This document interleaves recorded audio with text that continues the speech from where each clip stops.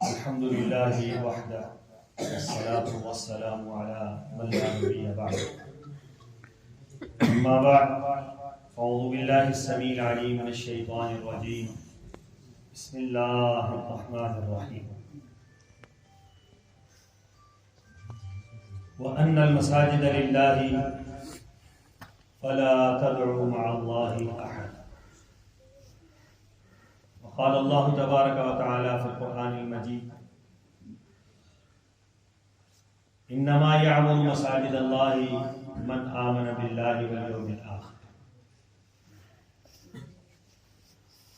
اللهم صل على محمد وعلى آل محمد كما صليت على إبراهيم وعلى آل إبراهيم إنك حميد مجيد. اللهم بارك على محمد وعلى آل محمد كما باركت على إبراهيم وعلى آل إبراهيم إنك حميد مجيد. سبحانك لا علم لنا إلا ما علمتنا إنك أنت العليم الحكيم. اللهم انفعنا بما علمتنا وعلمنا بما ينفعنا وزدنا علما. انتہائی واجب الاحترام معزز محترم علماء کرام، قائدین جمعیت اہل حدیث یوتھ فورس کے نوجوان اور اس علاقے کے رہنے والے اہلیان علاقہ، اللہ تعالیٰ کے انعامات میں سے بہت بڑی نعمت وہ ہدایت ہے۔ نماز کے اندر ہم ہر نماز کے اندر ایک دعا مانگتے ہیں، اور دنیا کے اندر سب سے زیادہ یہی دعا مانگی جاتی ہے، اور وہ دعا کیا ہے؟ اہدنا الصراط المستقیم، کہ اللہ مجھے سیدھی راہ دکھا دے۔ یقیناً سیدھی راہ جس کو مل گئی اس کو تو جنت کا راستہ مل گیا، اور جس کو سیدھی راہ نہ ملی وہ بھٹکتا ہوا پتہ نہیں کہاں سے کہاں تک جانا ہے۔ اللہ کے بڑے انعامات میں سے بہت بڑی نعمت ہدایت ہے، اور جو ہدایت ہم اللہ سے مانگتے ہیں اس ہدایت کا مرکز، اس ہدایت کا منبع، اس ہدایت کی جگہ وہ اللہ کے گھر مساجد ہے۔ جس شخص کا جتنا زیادہ مسجد کے ساتھ تعلق ہوتا ہے اتنا ہی زیادہ وہ راہ ہدایت پر ہوتا ہے۔ یوں سمجھیے کہ اگر آپ نے ہدایت کے راستے پر آنا ہے، ہدایت کے راستے پر چلنا ہے، ہدایت کے راستے پر رہنا ہے، اور ہدایت کا راستہ آپ کو اپنی طرف کھینچ رہا ہے، تو یوں سمجھیے کہ یہ مسجد کے بغیر یہ چیزیں ممکن ہے نہیں۔ اب کیوں ہدایت کیسے مسجد کے ساتھ منسلک ہے کہ اللہ تعالیٰ نے قرآن پاک کے اندر فرمایا کہ دنیا کے اندر بہت گھر بنتے ہیں، بہت جگہ بنتی ہیں دنیا کے اندر، ان کے مختلف مقاصد ہوتے ہیں۔ کوئی بندہ بڑا قلعہ بناتا ہے، اس کا مقصد اپنی یاد قائم کرنا ہوتا ہے، اپنی حفاظت ہوتی ہے۔ آپ کے اس علاقے میں ہم ابھی آ رہے تھے، وہ آنکھیں خیرہ کرتی ہیں آپ کے علاقے کی بلڈنگوں کو دیکھ کر۔ نظر یہ آتا ہے کہ اس علاقے کے لوگوں نے ماشاءاللہ قیامت تک جینے کا اہتمام کیا ہوا ہے، کرنے کا کوئی تصور بھی نہیں لگتا یہاں کی بلڈنگیں دیکھ۔ تو یہ جو لوگ یہ چاہتے ہیں کہ انہیں ہدایت ملے، اور جو لوگ یہ چاہتے ہیں اللہ سے تعلق قائم ہو، جو لوگ یہ چاہتے ہیں لا زوال اور بے مثال تعلق قائم ہو، اس کا سب سے بڑا ذریعہ اللہ کے گھر، اللہ کی مسجد ہے۔ دنیا کے اندر بہت یادگاریں بنتی ہیں، فرعون نے بھی یادگار بنائی تھی، شداد نے بنائی تھی، نمرود نے بنائی تھی، لیکن وہ یادگاریں قائم رہی، مٹ گئی دنیا کے اندر۔ آپ کو پتہ بھی نہیں ہوگا وہ یادگاریں کدھر بنی۔ فرعون نے یادگار بنائی تھی، نمرود نے یادگار بنائی تھی کہ میں چلا جاؤں گا اور میری یاد دنیا تک رہے گی، لیکن آج دنیا کے اندر کسی کی یاد باقی، نہ ان کے آثار باقی ہیں، نہ ان کی یادیں باقی ہیں، نہ ان کی بلڈنگیں باقی ہیں، نہ ان کے نظریات باقی ہیں۔ لیکن اللہ تعالیٰ نے اپنے انبیاء کو جو دنیا میں تشریف لائے، ہر پیغمبر کو یہ حکم دیا کہ آپ نے اللہ کا گھر بنانا ہے۔ پیغمبر آیا، اس نے اللہ کا گھر بنایا، دنیا سے چلا گیا۔ میرے رب نے یہ فیصلہ کر لیا کہ جس جگہ پر ایک مرتبہ اللہ کا گھر بن گیا، قیامت تک اس کو اللہ کا گھر ہی رہے گا، اس میں کوئی تبدیلی نہیں آئے گی۔ آپ دیکھ لیں دنیا کے اندر جہاں اللہ کا گھر بن گیا وہاں کچھ اور بن سکتا۔ اختلاف ہی یہی ہے نا کہ جہاں اللہ کا گھر بن گیا وہاں کوئی اور بن ہی نہیں سکتا۔ قیامت تک کے لیے یہ جو جگہ ہے، بڑے خوش نصیب ہیں وہ ساتھی میرے، بڑے خوش نصیب ہیں واللہ، آپ کا چہرہ دیکھنا بھی ثواب ہے کہ آپ نے تو اپنی لیے جنت بنا لی ہے۔ جگہ یہ بڑے کی بلڈنگیں، ان کو اللہ قائم رکھے، آپ کو بھی اللہ قائم رکھے، لیکن یہ قائم رہے گی، یہ نہیں قائم رہے گی، یہ اللہ کا گھر قائم رہے گا۔ کیوں کہ اللہ نے فیصلہ کر لیا۔ دیکھیں حضرت آدم علیہ السلام دنیا میں تشریف لائے، انہوں نے اللہ کا گھر بنایا، کوئی اور بلڈنگ نہیں بنائی، کوئی نشانی نہیں بنائی، سب سے پہلے اللہ کا گھر حضرت آدم نے بنایا۔ اس کے بعد جو پیغمبر بھی آتا رہا اس کی یہی ڈیوٹی رہی کہ آپ کیا کریں، اللہ کا گھر بنائیں۔ یہاں تک کہ حضرت سلیمان علیہ السلام تشریف لائے، جن کو اللہ نے ہوا پر دسترس دی تھی، جن کے تابع اللہ نے جنات کو کیا تھا، جن کے اللہ نے ایسی حکومت دی تھی کہ جس حکومت جیسی نہ اس سے پہلے اللہ نے کسی کو دی نہ اس کے بعد اللہ نے کسی کو دینی ہے۔ جب حضرت سلیمان دنیا کے اندر ایک یادگار قائم کرنے لگے تو انہوں نے یادگار کس چیز کی بنائی ہے؟ اللہ کے، یہ جو مسجد اقصی ہے یہ کس نے بنائی؟ حضرت سلیمان نے بنائی، آج تک قائم ہے، رہتی دنیا تک قائم رہے۔ حضرت سلیمان اللہ نے جتنی طاقت دی تھی، ایسا قلعہ بنا کر جاتے، ایسی یادگار بنا کر جاتے، ایسی بے مثال بلڈنگ بنا کر جاتے، آسمان تک کوئی بلڈنگ بنا جاتے، اتنی اونچی بلڈنگ ہوتی، لیکن یہ جو بلڈنگیں ہوتی ہیں یہ بے مقصد ہوتی۔ ان بلڈنگوں کا کوئی مقصد نہیں ہوتا۔ جس بلڈنگ پر چڑھ کر آپ دنیا کو دیکھ لیں گے تو کیا فائدہ ہوگا؟ جس بلڈنگ کے اندر آپ نے کچھ عرصہ رہ لیا تو کیا فائدہ ہوگا؟ جس بلڈنگ کے اندر آپ کے بچے رہ گئے تو کیا فائدہ ہوگا؟ جس بلڈنگ نے آپ کو کچھ عرصہ محفوظ کر لیا کیا فائدہ ہوگا؟ یہ جو بلڈنگ ہے جو اللہ کے نام پر بنی ہے، اللہ کے گھر کی حیثیت سے بنی ہے، یہ وہ بلڈنگ ہے، یہاں پر آئیں گے بھی تو ایمان تازہ ہوگا، یہاں سے نکلیں گے بھی تو ایمان لے کر جائیں۔ سبحان اللہ۔ یہاں آنا بھی خیر کا باعث اور یہاں سے جانا بھی خیر کا باعث ہے۔ کیا فرمایا رسول اللہ صلی اللہ علیہ وسلم نے؟ ایک انسان گھر سے چلتا، کسی جگہ پر جائیں، دنیا کی کسی جگہ پر چلے جائیں، کوئی ثواب نہیں ملتا جانے کا۔ یہاں میرے نبی نے کیا فرمایا؟ ایک قدم پر اللہ تعالیٰ، ایک قدم پر، یہ قدم اٹھایا گھر سے، وضو کیا، گھر سے نکلے، مسجد کی طرف، مسجد کی راہ پر چلے، مسجد کے اندر آنے کے لیے، اور میں ایک قدم اٹھایا، اللہ نے ایک گناہ معاف کر دیا۔ اسی قدم پر اللہ نے ایک نیکی عطا کر دی، اسی قدم پر میرے رب نے ایک درجہ بلند، ایک درجہ میرے اللہ نے بلند کر دیا۔ بتلاؤ دنیا کی کسی جگہ پر بھی آپ چلے جائیں یہ ثواب ملتا ہے؟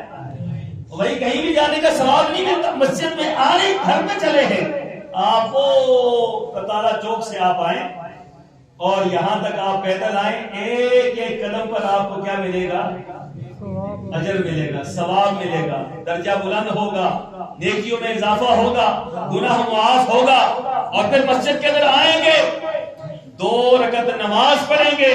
میرے رب نے کیا فرمایا؟ نبی کی زبان سے کہا، نبی کہہ دیجئے بندہ مسجد میں آئے، 2 رکعت نماز پڑھے، اور 2 رکعت نماز یہ فرض نہ ہو، نفلی نماز ہو، جو میرے رب سے مانگے گا میرے رب کا حکم اس کو عطا کر دو۔ 2 رکعت نماز۔ ہم کدھر جا رہے ہیں بھائی؟ یہاں سے ایک بندہ چلتا ہے وہ سندھ کے اندر، بھائی کدھر گیا ہے؟ میں لال شہباز قلندر کے مزار پر گیا۔ کیا مانگنے گیا ہے؟ میں یہاں پر بیٹا مانگنے گیا۔ بھائی تیری پڑوس کی مسجد اللہ کا گھر ہے، اور اللہ کے گھر سے بڑی تو کوئی جگہ نہیں ہے میرے بھائی؟ اللہ کے گھر سے بڑی کوئی جگہ ہے؟ میرے رب نے کہہ دیا یہ سب سے بڑی جگہ ہے، سب سے اہم ترین جگہ ہے، ہدایت والی جگہ ہے، اللہ کی برکتوں والی جگہ ہے، اللہ کا گھر ہے۔ اور اللہ کے گھر کی طرف آؤ اور میں 2 رکعت نماز پڑھ لو، جو مانگو گے اللہ عطا کرے گا۔ اور پھر ایک اور بات فرمایا کہ جب یہاں سے نماز پڑھ کر لوٹو گے تو اللہ تعالیٰ تمہاری ایک نماز سے لے کر دوسری نماز تک کے گناہ اللہ معاف فرما دے۔ سبحان اللہ۔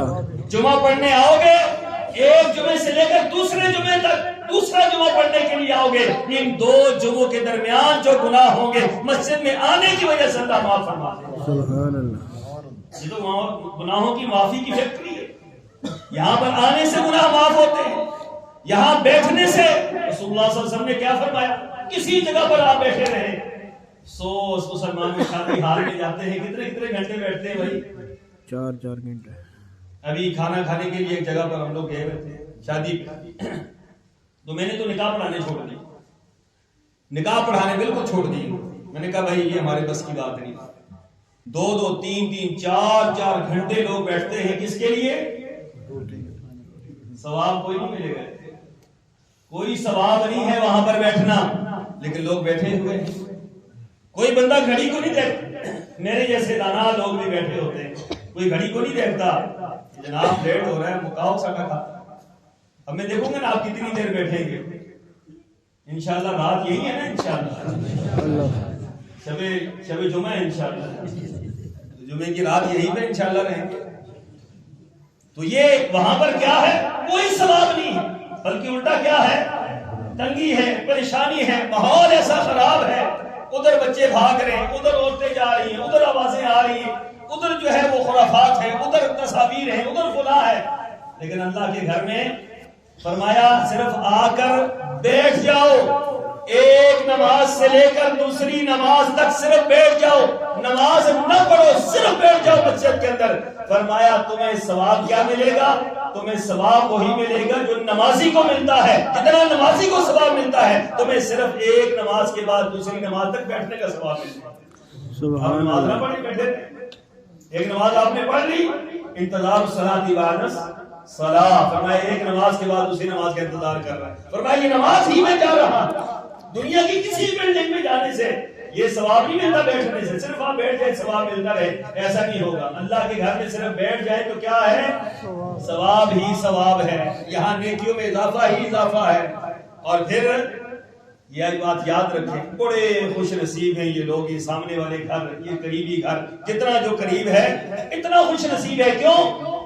یہ جو قریب ہوتے ہیں نا، آپ اس کو کیا کہتے ہیں؟ آپ کے گھر کے ساتھ جو گھر والا ہوتا ہے اس کو کیا کہتے ہیں؟ گوانڈی۔ اور بھائی میں ملک صاحب کا گوانڈی ہے، میں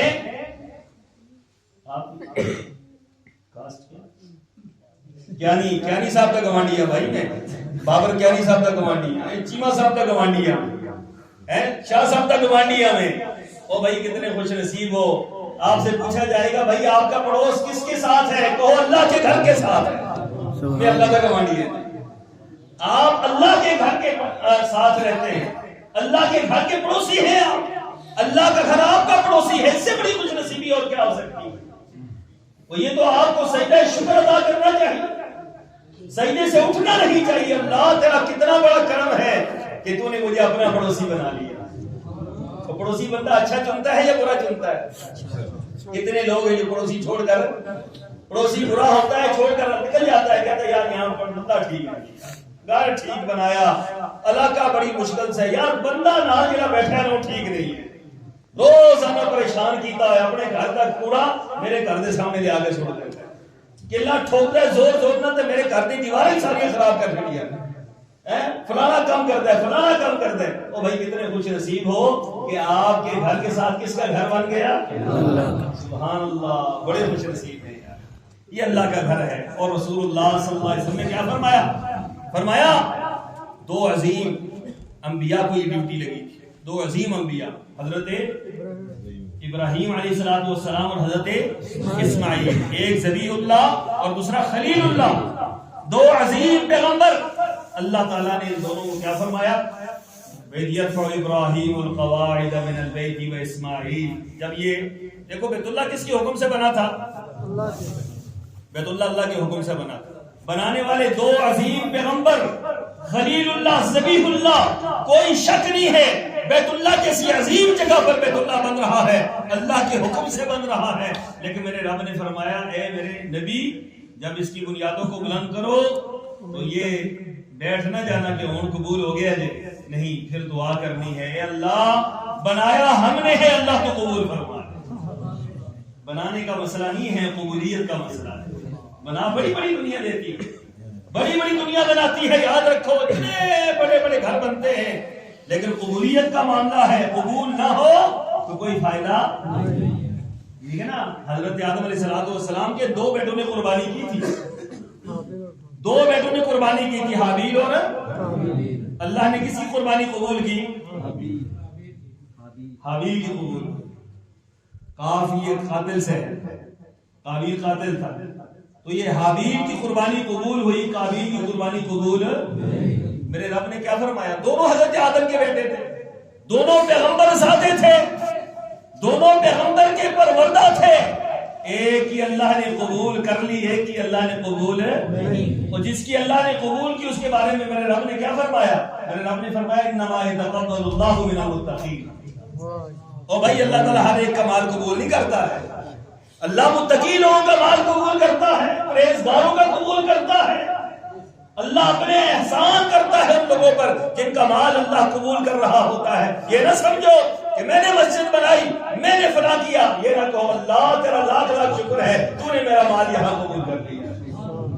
یہی مال اگر بیماریوں پہ لگ جائے تو کیا کرو گے بھائی؟ نسلیں مٹ جاتی ہیں، نسلیں. ایک بیماری لگے کہتے جی مکان بھی گیا، جائیداد بھی گئی، گڈیاں بھی گیا، سارا کچھ گیا، قرضے سر تک پہنچ گئے نے، پر بیماری ختم. تو اللہ کا شکر ادا کرو کہ میرے رب نے مال لگانے کی یہاں توفیق دے دی. وہ میرے بھائی مولانا اعلان فرما رہے تھے، میں تو پریشان ہو گیا. یہ راستے میں کوٹھیاں دیکھتے ہوئے آیا ہوں اور میں یہاں آ کر میں نے سنا کہ یہ مسجد مخروض ہے. میرے پاؤں سے زمین نکل گئی ہے، اور میرے پاؤں کے نیچے زمین نہیں ہے. ابھی میں آپ کے سامنے تقریر کر رہا ہوں، میرا دماغ حاضر نہیں ہے کہ آپ جیسے لوگوں کی موجودگی میں اللہ کا گھر مقروض ہو. واللہ یہ بہت خطرناک معاملہ ہے. ایک دن بھی یہ بات نہیں آنی چاہیے کہ اللہ مقروض ہے. ایک دن بھی یہ بات ہے. یہ قرضہ کس نے ادا کرنا ہے بھائی؟ یہ بابر صدیق صاحب نے دینا ہے؟ وہ اللہ نے جس سے دلوانا وہ اللہ دلوا دے گا. آپ میں سے ہر ایک کی ڈیوٹی ہے کہ بڑھ چڑھ کے کہے جناب میں دوں گا یہ. اور پھر جب آپ دیں گے تو آپ یہ نہ سمجھے کہ آپ کسی مخلوق الحال کو دے رہے ہیں. من ذا الذی یقرض اللہ قرضا حسنا فیضاعفہ لہ اضعافا کثیرا. اللہ فرماتے ہیں کون ہے تم میں سے جو مجھے قرض دے. یہاں قرض ایک کے بدلے میں ایک ملتا ہے، ایک کے بدلے میں سوا ملتا ہے، ایک کے بدلے میں 1.5 ملتا ہے. اتنے سے آگے تو کوئی جا ہی نہیں سکتا، حکومتیں نہیں جاتی یہاں سے آگے. لیکن میرا رب فرماتا ہے ایک دو ایک کے بدلے میں 10 دوں گا، ایک دو ایک کے بدلے میں 60 دوں گا، ایک دو ایک کے بدلے میں 70 دوں گا، ایک دو ایک کے بدلے میں تمہارے اخلاص کے مطابق اور اپنی عظمت کے مطابق تمہیں 700 گنا دوں گا. تم وہ جی اللہ تعالیٰ سے لینے یا نہیں لینے؟ یہ اللہ تعالیٰ سے لینے ہیں ہم نے. یہ آپ اللہ کا شکر ادا کرنے کوئی موقع میسر آ گیا. مال گن گن کر گھروں کے اندر نہ رکھے، یاد رکھے یہ بڑا خطرناک معاملہ ہوتا ہے. اللہ کے ساتھ سودا کریں، اللہ کے ساتھ. کبھی کبھار نا وہ کچھ ہمارے گھر کے اندر باتیں ہوتی تھی، وہ پیسے تھوڑے بہت گھر والے رکھ لیتے. یہ کیوں رکھے؟ مشکل وقت کے لیے رکھے. اور میں نے کہا مشکل وقت کے لیے پیسے رکھتی ہو، جب مشکل وقت آیا نا ساری دنیا لٹ پٹ جائے گی، مشکل وقت دور. اللہ سے یہ دعا نہ مانگو، یہ اللہ کے ساتھ شرطیں نہ لگاؤ. اے اوکھے وقت واسطے رکھے نے، پتر دی شادی واسطے رکھے نے، ڈھول ڈمکے واسطے رکھے نے، جہیز دین واسطے رکھے نے، گھوڑے دوڑان واسطے رکھے نے، کٹے لڑان واسطے رکھے نے. آپ کے علاقے میں یہاں ریس ہوتی ہے اس کی بیلوں کی؟ ہاں، بٹیرے لڑان واسطے رکھے نے، فلاں کام کے لیے رکھے ہیں. یہ سارے کے سارے اللہ تعالیٰ بڑا غیرت مند ہے. یاد رکھو بڑا میرا رب غیرت مند ہے. اگر ہم نے کوئی ایسی غلطی کی میرا رب سب کچھ ختم کر دیتا ہے. ہم نے دنیا کو دیکھا ہے, آپ یقین جانیے زندگی میں جو اس معاملے میں میرا تجربہ ہے وہ کسی معاملے میں نہیں ہے. آپ رب سے سودا کر لے, اللہ میں تیرے ساتھ سودا کرتا ہوں, تیرے گھر کے لیے دوں گا, تیرے نام پر دوں گا, تیرے گھر کے لیے لٹاؤں گا, مدرسے کے لیے لٹاؤں گا, مسجد کے لیے اپنا مال لٹاؤں گا. اللہ مجھے بیماریوں سے بچا, پریشانیوں سے بچا, مصیبتوں سے بچا. آپ یقین جانیے آپ اس طرح بچیں گے کہ آپ تصور بھی نہیں کر سکتے. سبحان اللہ. اور دوسری طرف آپ کہیں گے 1 کروڑ روپیہ رکھوں گا, کوئی مشکل آئی تو حل ہو جائے گی. 1 کروڑ روپیہ بھی خرچ ہوگا, 2 ہوگا, 10 کروڑ ہوگا, مشکل پھر بھی نہیں جائے گی. اللہ سے سودا کرو, اللہ سے مشکل نہ مانگو, اللہ سے راحت مانگو, اللہ سے آسانیاں مانگو, اللہ سے سودا کر لو. جو صحابہ کرام نے سودے کیے اللہ سے, صحابہ کرام نے سودے کیے اللہ سے. رسول اللہ صلی اللہ علیہ وسلم نے فرمایا کون ہے بھائی جو اللہ کے نام پر دے, میں اسے جنت کی ضمانت دیتا ہوں, جنت لے کر دوں گا اللہ سے. حضرت عثمان غنی اٹھ کر کھڑے ہوئے, اللہ کے رسول مجھے جنت چاہیے. حضرت عثمان یہ پہلے کئی مرتبہ جنت کی بشارت مل چکی تھی, لیکن قربان جائیں بار بار یہ دل چاہتا ہے اللہ تیری جنت ہو اور عثمان کا نام آ جائے رضی اللہ ہو. رسول اللہ صلی اللہ علیہ وسلم نے فرمایا ہاں کون ہے بھائی, میں اللہ سے جنت لے کر دوں گا. کھڑے ہوئے حضرت عثمان, اللہ کے رسول 100 اونٹ بمائے سامان ہر کو ضرب کے لدے ہوئے سامان کے ساتھ, پتہ نہیں اس کے اوپر کیا کچھ لدا ہوا تھا. 100 اونٹ, اس پورے علاقے میں 100 اونٹ آ جائے تو آپ سنبھال نہیں پائیں گے اس علاقے کو. 100 اونٹ. رسول اللہ صلی اللہ علیہ وسلم نے کیا فرمایا, عثمان تیرے لیے جنت ہو گئی. پھر اعلان کیا او بھائی ہے کوئی, پھر دیکھا صحابہ میں سے حضرت عثمان ہی اٹھتے, اللہ کے رسول 100 اور اونٹ اللہ کے لیے. دوسری مرتبہ اعلان ہوا, تیسری مرتبہ ہوا, چوتھی مرتبہ, پانچویں مرتبہ, چھٹی مرتبہ, 6 مرتبہ اعلان ہوا. 6 مرتبہ اٹھ کر کھڑے عثمان ہی ہوتے ہیں. اللہ کے رسول 700 اونٹ بمائے سامان حق و ضرب کے آپ کے قدموں میں ڈھیر کرتا. حضرت عثمان کو اللہ کے رسول نے 7 مرتبہ جنت کی بشارت دی. اب یہاں پر بات ختم نہیں ہوئی, تھوڑی دیر گزری, رسول اللہ صلی اللہ علیہ وسلم بیٹھے ہیں, حضرت عثمان گھر گئے, 1000 اشرفیہ لے کر آئے. 1000 آج کے حساب سے میں نے ایک حساب لگایا تھا پچھلے سال, تقریباً 2.5 کروڑ کے لگ بھگ بنتی ہے. 2.5 کروڑ کے لگ بھگ 1000 اشرفی یہ سونے کے سکے ہوتے ہیں, وہ لے کر آئے. رسول اللہ صلی اللہ علیہ وسلم کے قدموں میں ڈھیر کر دیے. آپ اپنے ہاتھوں میں دیکھ رہے, الٹ پلٹ کر رہے, اس طرح اوپر نیچے کر رہے. صحابہ فرماتے ہیں اس طرح آپ کر رہے ہیں اور خوشی سے آپ کا چہرہ چمک رہا ہے, اور ساتھ ساتھ آپ فرما رہے ہیں عثمان آج کے بعد کوئی عمل نہ کر, یہی عمل تجھے جنت میں لے کر جائے. سبحان اللہ. رسول اللہ صلی اللہ علیہ وسلم نے اتنی بشارتیں دی, لیکن حضرت عثمان پھر بھی کیا کرتے رہے, خرچ کرتے رہے. اس کا یہ معنی نہیں ہے کہ ہم نے یہاں تک پہنچا دی اس کے بعد ہماری ڈیوٹی ختم ہو گئی, نہیں. انما یعمر مساجد اللہ, اب اس کے بعد اس کو چلانا ہے, اس میں آبادی کرنی ہے.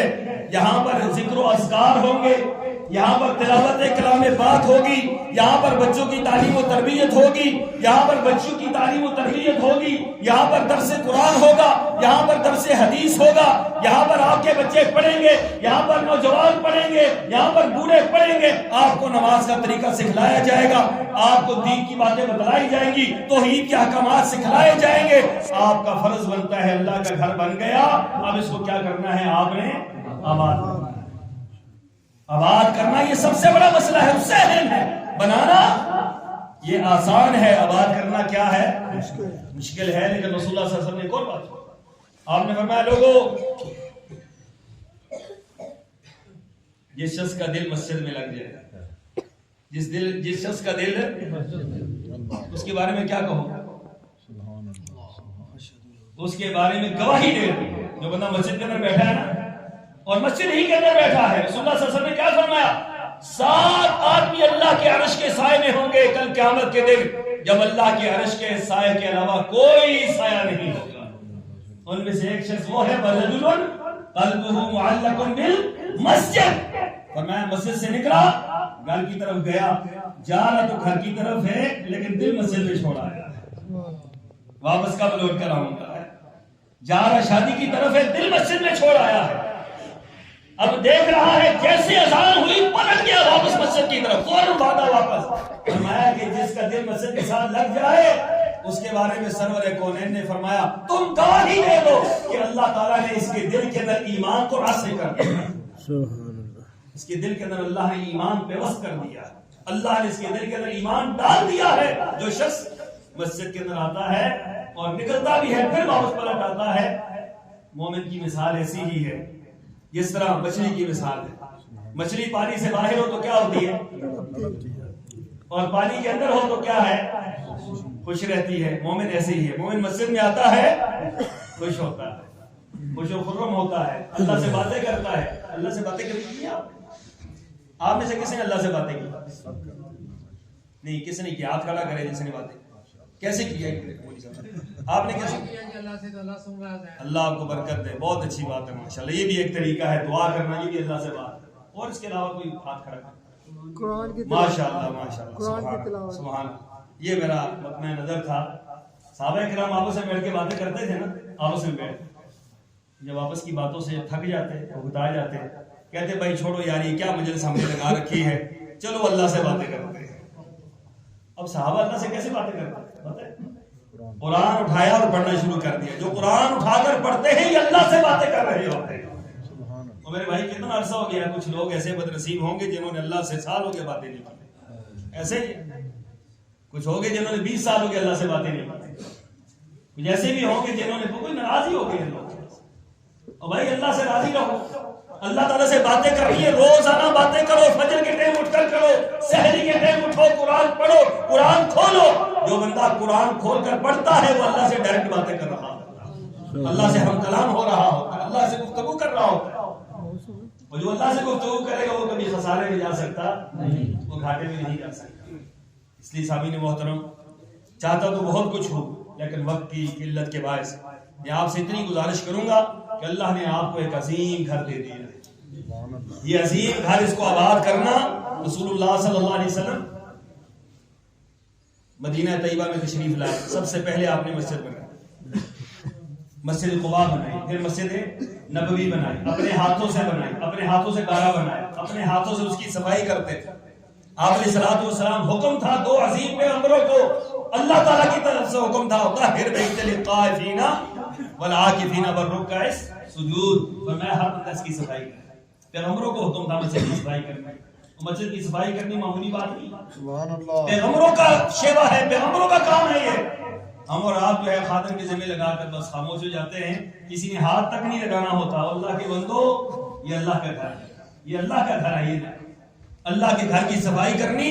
میں آپ کو ایک واقعہ سناتا ہوں، مجھے یہ عجیب واقعہ ہے۔ یہ ہمارے مولانا عبداللہ شاہ مظہر ہے، ہمارے چچا دار بھائی، ان کے والد محترم، یہ مولانا یونس شاہ صاحب بیٹھے ہیں، ان کے والد محترم سناتے ہیں واقعہ ان کا۔ وہ مسجد میں ایک خطیب تھے، کراچی میں ایک مسجد میں، بھی کچھ عرصہ پہلے فوت ہوئے۔ ان کے بیٹے پی ایچ ڈی پاکستان کی چھوٹی کے عالم کی، اور آزاد کشمیر میں بھی ایک بیٹا ایک وزیر ہے۔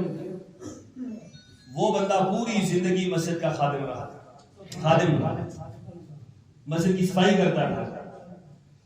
تو میرے بڑے بھائی کہتے ہیں کہ والد صاحب کے ایک مرتبہ میں ان سے کہا، میں نے کہا ماموں، سعید شاہ نام تھا، اللہ تعالیٰ مغفرت فرمائے، میں نے کہا ماموں آپ کے بیٹے کہاں سے کہاں پہنچ گئے، اور آپ یہ کیا کر رہے ہیں؟ آپ ہم حقیر سمجھتے ہیں اس کام میں، ہماری تو اپنا ذہن ہے نا، ہم یہ کہتے ہیں مسجد کی صفائی کرنے میں کوئی کام ہے، اللہ وہی سمجھنے والوں کے لیے۔ کہا ماموں جی آپ کو کیا ضرورت پڑ گئی؟ انہوں نے کہا فضل الرحمان تو کیسی باتیں کرتا ہے، اللہ کی قسم ہے یہ تو میں جھاڑو سے یہاں سے تن کے صاف کر رہا ہوں نا، میرا دل چاہتا ہے اللہ کے گھر کی صفائی میں اپنی داڑھی کے ساتھ کروں۔ کیسا جملہ اس بندے نے کہا جی میں حیران رہ گیا کہ اللہ کے گھر کی صفائی میں کس کے ساتھ کروں؟ اپنی داڑھی کے ساتھ۔ یہ اللہ کے گھر کی صفائی، یہ کیا انہوں نے رتبہ دیا اللہ کے گھر کو، اور ان کے خاندان کے اندر جو اللہ نے علم رکھا وہ شاید اسی بندے کی قربانی کی وجہ سے رکھا۔ آخری وقت، آخری دن مسجد کی صفائی کی ہے اور جا کر لیٹے ہیں اور روح پرواز کر گئے۔ آخری دن بھی مسجد کی صفائی کی ہے۔ لوگ تھوڑا سا کوئی عہدہ مل جائے کہ نہیں میں مسجد کی صفائی کر رہا ہوں، اور مسجد کی صفائی اللہ کے گھر کے ساتھ دوستی ہے بھائی، یہ اللہ کے ساتھ معاملات ہیں، ان کو معمولی بات ہے نہ سمجھو، یہ بہت بڑی بات ہے، بہت بڑے مسائل ہیں۔ اس لیے یاد رکھیں اللہ کا گھر اللہ نے آپ کو دے دیا ہے. رسول اللہ صلی اللہ علیہ وسلم نے پوری زندگی مسجد کے ساتھ گزاری اور پوری زندگی مسجد کے اندر آپ رہے اور مسجد کا مسلمانوں کو کہتے رہے, مسجد کے ساتھ منسلک ہونے کا کہتے رہے. ہوا تیز چلتی تھی مسلمان مسجد میں آتے تھے, آندیاں چلتی تھی مسلمان مسجد میں آتے تھے, خوشی کی خبر آتی تھی مسلمان مسجد میں آتے تھے, غم کی خبر آتی مسلمان مسجد میں آتے, جہاد کا معاملہ ہوتا مسلمان مسجد میں آتے, کوئی فتح کی خبر آتی مسلمان مسجد میں آتے, مال غنیمت آتا تو مسلمان مسجد میں آتے, فقر و فاقے کا معاملہ ہوتا مسلمان مسجد میں آتے. ہر معاملے میں مسلمان مسجد کے ساتھ منسلک تھا. تب اللہ تعالیٰ نے ان لوگوں کو کہاں سے کہاں پہنچایا. آج ہمارا تعلق مسجد کے ساتھ کمزور ہے. ہم مسجد میں آتے ہیں, نماز پڑھنے کے لیے بھی نہیں آتے. جو نماز پڑھنے کے لیے آتے ہیں نماز پڑھتے ہی بھاگنے کی کوشش کرتے ہیں, اور جو آتے ہی نہیں ہیں ان کا تو شمار ہی کوئی نہیں. اس لیے عزیزان من, میری یہ گزارش ہے کہ اللہ کے اس گھر کو اپنے لیے رحمت سمجھے اور اللہ کا کرم سمجھے. یہاں پر باقاعدہ حضرت کلاس لگائیں بچوں کی, شعبہ حفظ. بے شک آپ کا علاقہ تو بڑا سرخیز علاقہ ہے, میں پہلی مرتبہ دیکھ رہا ہوں. اتنی یہاں پر بلڈنگیں بنی ہوئی ہیں, اتنے یہاں پر مکانات اور ایسے ایسے مکانات بنے, سمجھ نہیں آتی. کسی مکان والے سے میری کو ملاقات کروائے, وہ پوچھے انٹرویو لے کہ یہ بنایا کس نے, کب تک زندہ رہنا ہے ان لوگوں نے. ہم تو جھوپڑیوں میں رہنے والے لوگ ہیں, جھوپڑیوں میں, وہاں جھوپڑیاں ہمارے یہاں بنی. ہمارے کشمیر میں غار بنا کے لوگ اس کے اندر رہتے ہیں. تو ایک کمرہ ہوتا ہے چھوٹا سا, وہ کتنا ہوتا ہے بھائی, وہ ڈھالا کتنا ہوتا ہے, 10 بائی 12 کا ہوتا ہے. 10 بائی 12 کا کمرہ, کچا کمرہ, اس کے اندر 20 بندے سوتے ہیں. یہ ہماری سلطنت ہے. تو یہاں دیکھا ہے تو کچھ اور ہی دنیا میں آ گئے. ٹھیک ہے, لگتا یہ ہے کہ یہاں تو کچھ اور ہی اور معاملات ہیں. آپ کا علاقہ بڑا زرخیز ہے حضرت, اس زرخیزی کو دین کے لیے استعمال کریں, اس کو زرخیزی کو دین کے لیے استعمال کریں. آپ یقین جانیں اگر دین کے لیے استعمال نہیں ہوتا تو رائی کے دانے کے برابر اس کی حیثیت نہیں ہے, اور دین کے لیے استعمال ہوتا ہے تو آپ یقین جانیں حضرت عثمان نے اپنے مال کے ذریعے اللہ سے جنت حاصل کی. اپنے مال کے ذریعے حضرت عبد الرحمن بن عوف نے اللہ سے جنت حاصل کی ہے.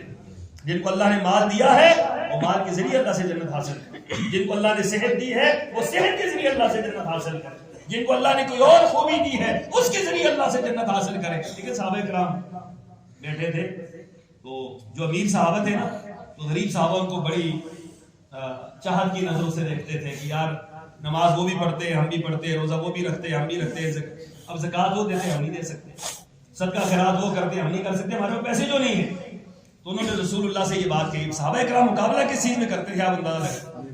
تو انہوں نے اللہ کے رسول صلی اللہ علیہ وسلم سے کہا, اللہ کے رسول یہاں پہ ہوتا ہے نا, وہ یہ آپ گزرے نا کشمیر سے, تو یہ علاقہ تھا ڈڈیال, سارے مکان خالی پڑے ہیں, کوٹھیاں بنی ہوئی ساری خالی پڑی ہوئی. سال کے بعد لوگ آتے ہیں, اوے فلانے نے اچھا والی ٹائل لائی ہے, میں فرانس سے ٹائل لا, وہ ٹائل لگی ہی توڑ دیتے, تو میں نے یہ والی لگا لی. وہ ٹائلوں کے مقابلے ہو رہے ہوتے, کمروں کے مقابلے ہو رہے ہوتے, پتہ نہیں کس چیز کے مقابلے ہو رہے ہیں. یہ مقابلہ ہے مسلمان کا, مسلمان ان چیزوں میں مقابلہ کرتا ہے. سبحان اللہ. وہ غریب صحابہ پریشان ہیں کہ ہم ساری چیزیں تو ساتھ ہی کرتے ہیں, لیکن ایک چیز میں یہ امیر لوگ ہم سے آگے نکل گئے. وہ کس سے, کہ وہ مال خرچ کرتے ہیں, ہمارے پاس مال نہیں. تو یہ بات رسول اللہ سے, اللہ کے رسول صلی اللہ علیہ وسلم نے فرمایا تمہیں ایک بات بتلا دیتا ہوں, تم ان کے برابر ہو جاؤ گے. کہا اللہ کے رسول وہ کیا ہے, کہا ہر نماز کے بعد 33 مرتبہ سبحان اللہ, 33 مرتبہ الحمدللہ, 34 مرتبہ اللہ اکبر. یہ پڑھ لینا, جتنا مال وہ خرچ کر کے اجر حاصل کریں گے تم یہ وظیفہ پڑھ کے اجر حاصل کر لو. سبحان اللہ. لو جی کیا ہوا, فرض نماز ہوئی, رسول اللہ نے سلام پھیرا, امیر صحابہ اٹھ کے نکل گئے, دکاندار تھے سارے نکل گئے, غریب صحابہ کو دیکھا پیچھے بیٹھے.